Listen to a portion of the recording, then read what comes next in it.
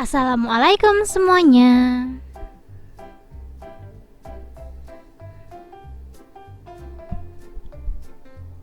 Di langkah pertama di sini aku siapin kulit kebab. Ini kulit kebab yang aku buat sendiri kemarin. Lanjut aku bakalan kasih sosis. Sosisnya jumbo sebesar jempol ya, mungkin dua kalinya ya. Ini jempol kaki karena ini kepanjangan jadi aku bakalan potong sedikit aja kayak gini. Ya, seperti ini aja cukup. Lalu kita gulung. Ini nggak perlu pelekat karena nanti aku langsung aja tusuk pakai tusuk sate. Loh, kok ditusuk? Ngapain ditusuk?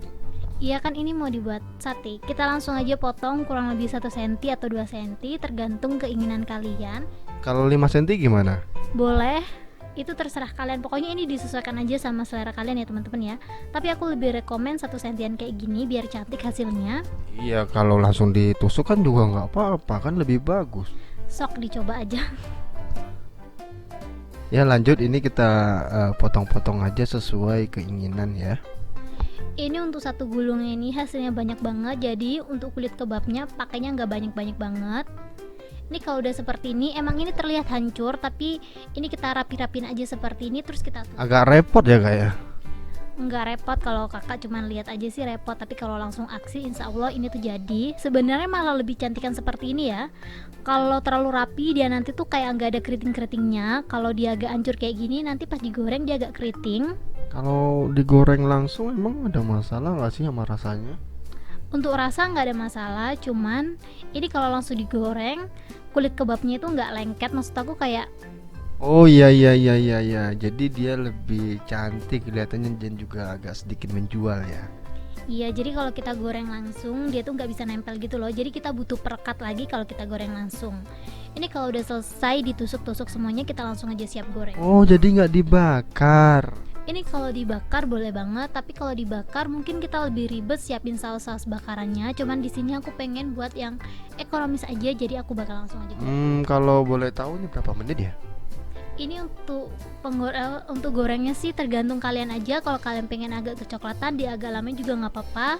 Tapi kalau aku sih agak garing ya teman-teman ya. Soalnya kalau agak garing dia tuh nggak kempes-kempes banget. Oke, kita lihat aja ya. Ini kita langsung aja goreng sampai dia matang atau kulitnya crispy. Dan aku mau ngejelasin kenapa di sini aku pakai kulit kebab, karena menurut aku kulit kebab itu kalau digoreng teksturnya lebih lembut, nggak seperti kulit pangsit. Soalnya kalau kulit pangsit itu digoreng dia crispy-nya cuman crispy aja, ini tuh lembut terus crispy. Oh, bisa pakai kulit lumpia gitu bisa ya? Bisa disesuaikan aja sama selera. Dan ini dia hasilnya setelah aku goreng semuanya. Dia kalau pakai kulit kebab dia agak tebel, tapi kalau pakai kulit lumpia atau pangsit dia tuh agak tipis. Ini tak beberapa lama, langsung aja kita cobain ya. Oke, kita cobain ya. Ini kita kasih saus dulu biar rasanya lebih mantap. Wow, tampilannya juga lumayan ya.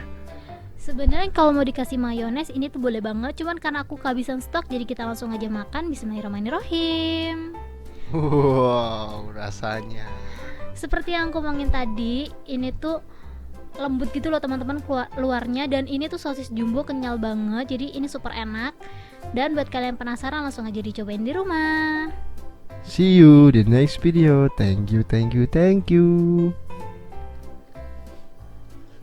Ini jempol kaki.